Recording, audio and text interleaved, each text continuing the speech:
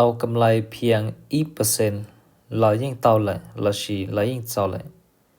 ขณะมากุญแจแต่ไปจงลังเคยบอกผ่านๆนั่นเต้าวิธีการคิดไล่อย่างลินนั่นล่ะนะ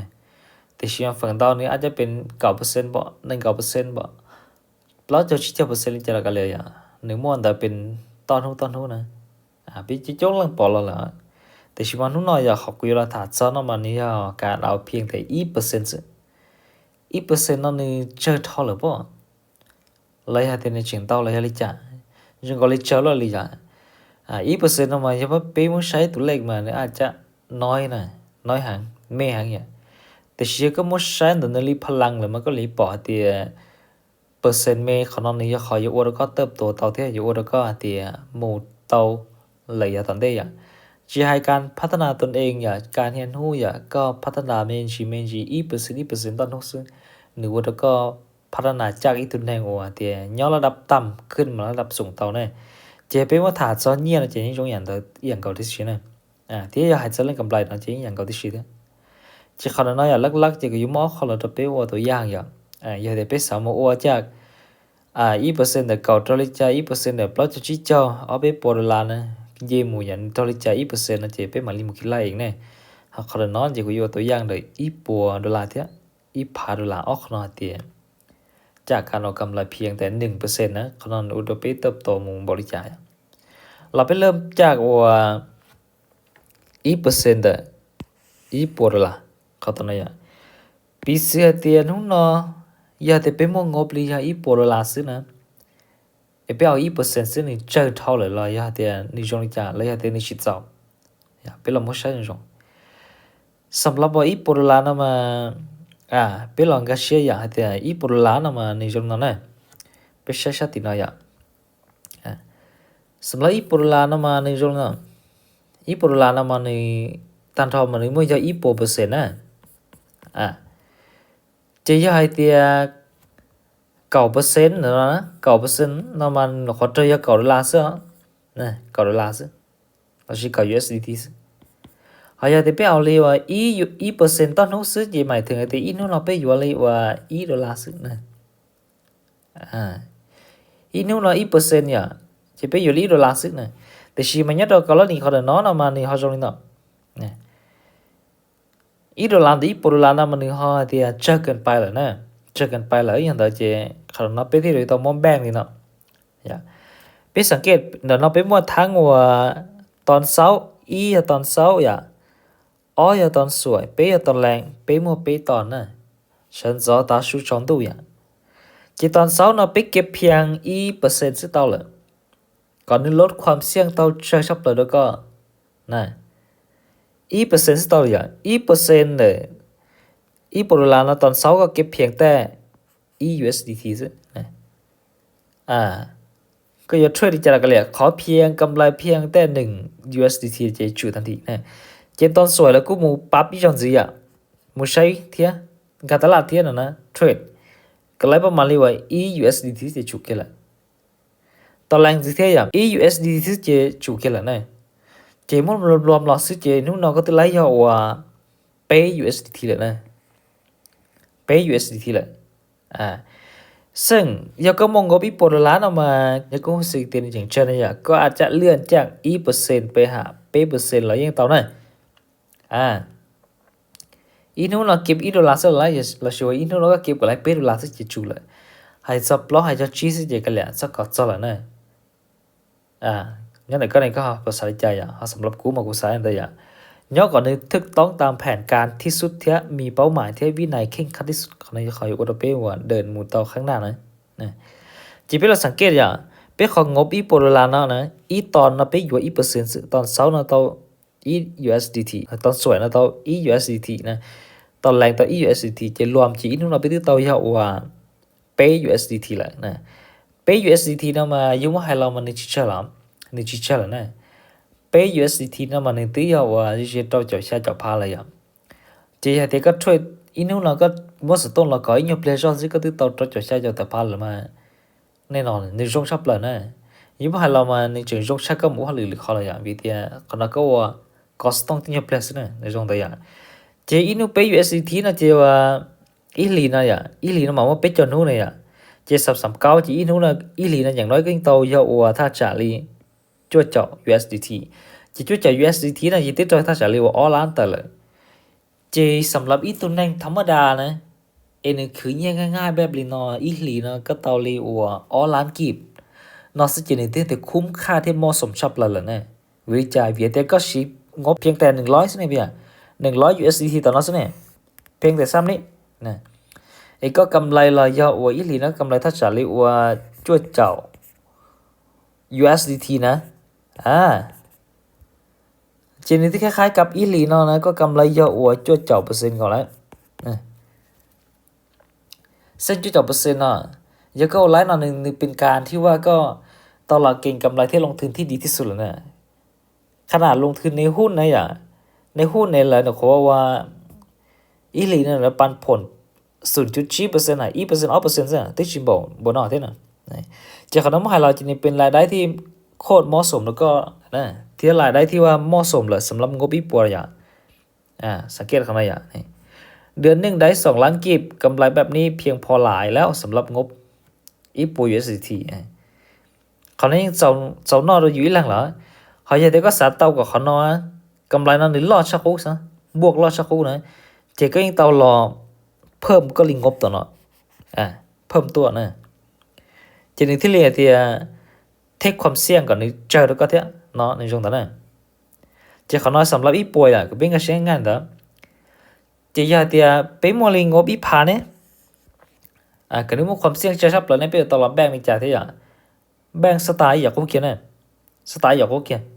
แต่ชีที่น้องเอามาเป็นลิงงบมาให้อีพาดอลลาร์เลยอ่ะอีพาดอลลาร์นำมานี่ล่อเลยนะล่อเลยนำมาเป้เขาแต่น้อยอ่ะตอนเช้าตอนสวยตอนแรงนั่นมาเป้อยู่จีเก็บ1%ละอยู่จีเก็บจงอยากเขาชนะแล้วเขาชนะมาเป้เก็บไว้ตอน1%มาเวียเตียเป้ลิงงบตอนนั้นมาปลาซึฝั่งจงมากุญแจเตียนในชีเจ้าเชี่ยนอนนะจะที่ก็เจ้าเชี่ยนะจะนู้เก็บ1%จะปลานะนู้นะก็เอาดอลลาร์ซึต่อละแต่เชี่ยก็ชีเจ้าเชี่ยนะอย่าก็จงว่าสึกดิเช็คกันไปจะก็อยากเขากูให้ชนะได้เขาจะที่พาดอลลาร์เขาเนาะอยากก็สึกเตียงงบนึงโอ้เต่าเลยtao lấy nó chỉ có vàng khi in hú nó ao 1% sức nè 1% nó chỉ cho cả đô la sức nè chỉ biết là lạiเขาตัวน้อยอย่างโอ้ก็ไปปอกง่ายสักกูสำหรับอีผา USDT นะมาในยาวอีปัวเปอร์เซ็นต์นะจะยาเตียไปเอา9%ต้นนู้นมาในยาอีปัวเขาจะเดี๋ยวไปเอา1%ต้นนู้นซื้อนะจะอีนู้นเราไปหนูขอช่วยก็ไล่กับดอลลาร์ซื้อเนี่ยเจการว่าไปเอาขนมมันในมู่ความเสี่ยงเจอเทียบช่วยหลอดสบายสะดวกสบายง่ายตัวเป็นในช่วงนั้นเนี่ยว่าเราไปรู้เชื่อหนึ่งเบาอย่างและชิมในชิงยานะเชื่อชิกู้เทียชิยูฟ้ายูฟื้อย่างหนึ่งง่ายด้วยอย่างในช่วงนั้นที่เป็นเราเชื่อขนมอย่างอย่าแต่เป็นมวยอีพาเลยอย่างอีนู้นเราไปเอาเพียงได้1%เท่านั้นเนี่ย1%อีพาเนี่ยมันจะหาเนี่ยเก่าดอลลาร์สิเนี่ยเจ้าเก่าดอลลาร์ตอนนู้นเนาะเจ้าว่าเป็นเราสังเกตอย่างเป็นมวยยาวเป็นอย่างเก่าเนี่ยตอนเช้าตอนสวยตอนแรงเนี่ยจะยังได้ไปลองแบ่งเชฟว่าเก่าดอลลาร์เนาะอีนู้นเนาะมาเป็นตอนไปอยู่บริจาคอีนู้นเนาะมาเป็นตอนอย่างอีตอนนั้นไปอยู่เอาบริจาคนะจะไปหล่อไล่เนาะอีพาดอลลาร์เนาะมาหนึ่งจะ1%นะว่าง่ายๆเราไป1%จะใช้แต่อีนู้นน้อยอ่ะเป็นสาวเรียกว่า1%ซึ่งนี่ตัวริจาค1%น่ะมันนี่เราเขาเรียกว่าเก่า USDT ซึ่งนะจะนู้นน้อยอ่ะนู้นเราไปต้องการแค่1%ที่ไปต้องการเก่าดอลลาร์เนาะนะแต่ชิมาไปอยู่มอดเทรดว่าไปตอนอยู่ริจาคจะเป็นมอดเก่านั่นน่ะเก่า USDT นะอย่างเจ้าละหารเราไปตอนเวทีมอเชิญสอตาชูชงตู้ในหารเราไปตอนจีนไต่ยาวว่าไปจุดเป๊นะประมาณไปจุดเป๊เลยเขาเนาะจีไปเป้าหลายเตียอีเจ้าเนาะไปจุดเทรดประมาณก่อนเลยกำไรที่ไปจุดเป๊ซึ่งจีไปจุดนะจีหาเตียเทียเป๊เขาเนาะมาเป๊ตอนนี่อย่างไปจุดเป๊นะจีนี่ที่เท่ากับเก่าแหละเนาะในช่วงตอนนั้นจีวิเตียไปมั่วแบงเราลีนอนจีไปที่ปอไปรูปแผ่นนั่นเดียวโอ้เชิญซอตาชูจงตู้มาเยอะจุดเทรดเนาะอีนี่ว่าไปที่ไลค์เก่า USDT ตอนนั้นนะ可能เขาว่าสักแค่ก็เป็นก็เสียลุ่นเสียอย่างให้เตียไปอยู่ล่าลิจาเทียการว่าไปอยู่เทรดในไปหาอยู่ว่าลิจาที่จงนั้นนะเจ็บไปเราสังเกตอย่าง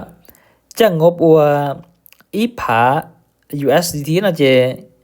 อีนู้นไปเอาอีเปอร์เซ็นต์นะเจนะค่อยเก่าดอลลาร์ซื้อเจฉันสอนนะไปเทรดอีจอก็ได้กำไรระดับนั้นนะเจต่อไปตาชูเทียจองดูเทียนี่ไปงบอีผาดอลลาร์นะไอ้ไปเอาเพียงแต่อีจอนะไปจุดไปซื้อกูสามารถไปเสียได้ยังว่าต้องจะจงลังยังว่าต้องแต่เสียแต่ก็เป็นเยอะตัวนั้นลบมากที่สิตามแผนมากุญแจแต่ก็ว่าสิไล่เท่าแต่เสียก็ตามแผนที่ก็ยังเทรดทันทีถูกต้องเลยหลายแน่นอนนะ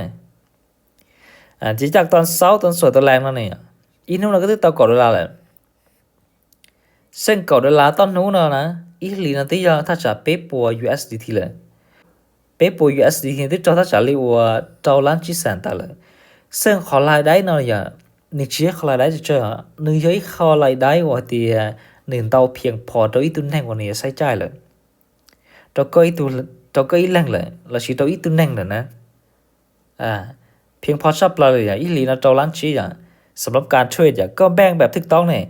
เช่นตอนนั้นก็ขอเทรดอยู่เพลสนี่นะเทรดเก่าแต่นาทีเทรดเก่าแต่นาทีอยู่มาให้เราอีทุกนั้นก็เทรดดิไปจนนาทีซินะเช่น2ก็เทรดว่ามันเก่าแต่นาทีลิจาละก็เลยเทรดไปก็ไล่กำไรลิเปจุดเปนั่นละเปจุดเปนั่นเปจุดเปซินี่เปจุดเปตันทศจะอีทุกนั้นตอเก่า USDT อีหลีตอเปปัวเตเปปัวเตถ้าจะเรียกว่าดอลลาร์ชี้แล้ว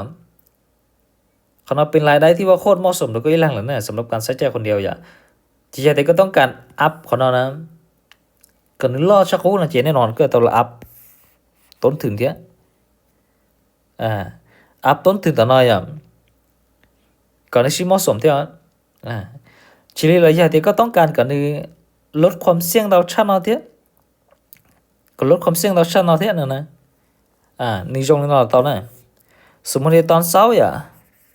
ตอนเช้าสมมุติก็เอาสิไลว่าเปดอลลาร์ในตอนเช้าเราในจิก็สิล้อมแบง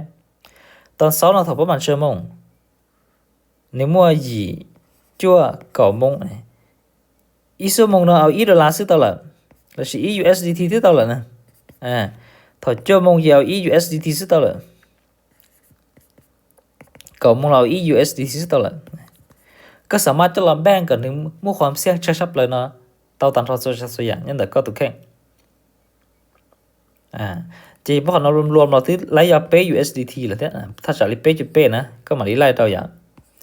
USDT นี่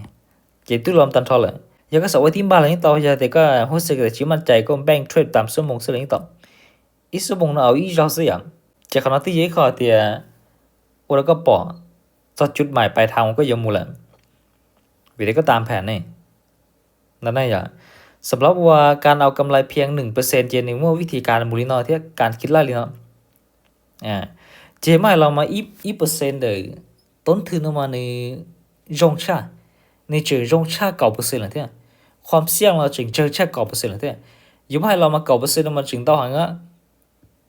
ที่จงลังมาจึงโอชิไลเนี่ยที่จงลังมาในจึงคาดทุนวิธีการเอา 9% ลอนเต้าขนาดมาก็ยังปล่อยที่จงลังเนี่ยเจียเตียอยู่เคยอัวเก่า%นึงยั่วๆให้หมู่ฉลาดเราลองลดจาก 9% มาเป็นเพียงแต่ 1% เที่ยวลองมาคิดแยกแยะวิเคราะห์เที่ยวเราวางแผนว่าเชื่อเตียก็อยู่ว่าเทรดลิจาต้นหูเทรดบริจาที่เราวางแผนที่เราวางแบบแผนเด็กก็นั้นที่ก็รู้เป้าหมายก็ชัดเจนชักกูอย่างจะขณะอยู่แล้วก็บรรลุก็รู้เป้าหมายตัวจงด่วนนะจะสำหรับการเอากำไรเพียงแต่ 1% เย็นนี้กูจะจงเราอย่างสำหรับการคิดไล่จะได้กูต้องค้นคว้าที่เทียบแผนการมากูรู้สึกแต่รู้สึกนอนที่เขาแผนการนึงสีต่อโอเคที่1ลดความเสี่ยงตรงเตาห่างอย่างจากนั้นที่เขาสลัดแชร์เคเดเป้กับเป้เอาไปแรงต่อเป้าโอเคแน่